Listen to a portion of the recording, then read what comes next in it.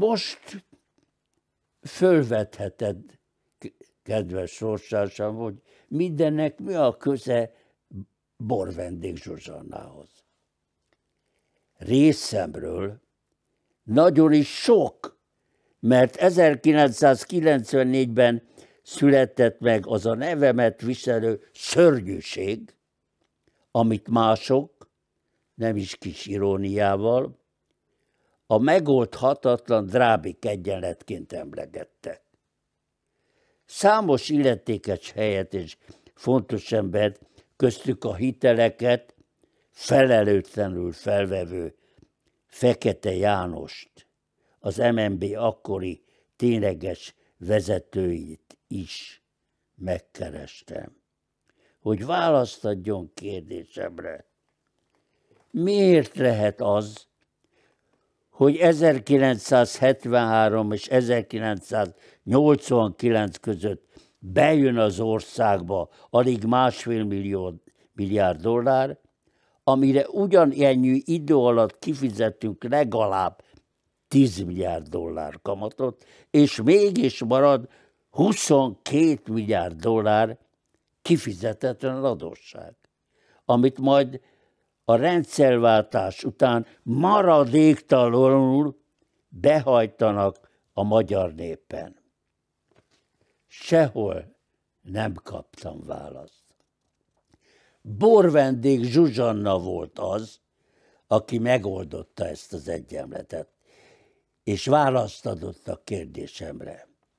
Ő 1993-ban kezdte meg egyetemi tanulmányait a Pázmány Péter Katolikus Egyetemen. 2 diplomát is szerzett, miközben 3 gyermeknek adott életet. Történészként végzett tudományos kutatómunkát az Állambiztonsági Szolgálatok történeti levéltárában. Magyarország kirablásának az előre megtervezett megszervezéséről, a bizonyított tényeken alapuló igazságot az ő könyveiből tudtam meg.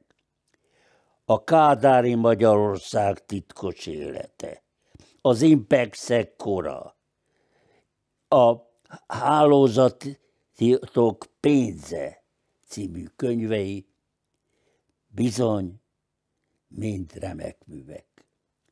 Ismeretlenül is a híve lettem ennek a merész vállalkozásba kezdett bátor tudósnak, aki elsősorban szerető feleség és 3 gyermeket nevelő boldog családanya. Borvendék Zsuzsanna a mostani választáson a Mi Hazánk 3. képviselőjelöltje az európai parlamenti választáson.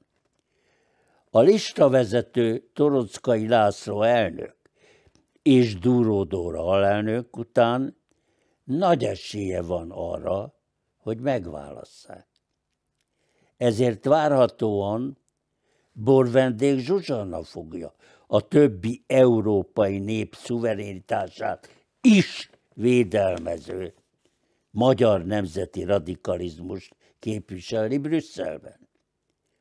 A tudós precizitásával és a bátor történész igazságával fog részt venni az európai politikai életben egy olyan időszakban, amikor folyamatban van az egypólusú világrend átalakulása több pólusúvá. Bölcs döntés. Teli találat volt, hogy a Mi Hazánk elnöke őt kérte felől erre a nehéz feladatra. Sorstársam, remélem meggyőztelek arról, hogy ma is vannak nagy magyar asszonyok, és nekem sikerült most 2 ilyen nagy magyar asszonyt, Dúró Dóra és Borvendék Zsuzsana személyebb neked bemutatni? Szavazzunk rájuk június 9-én.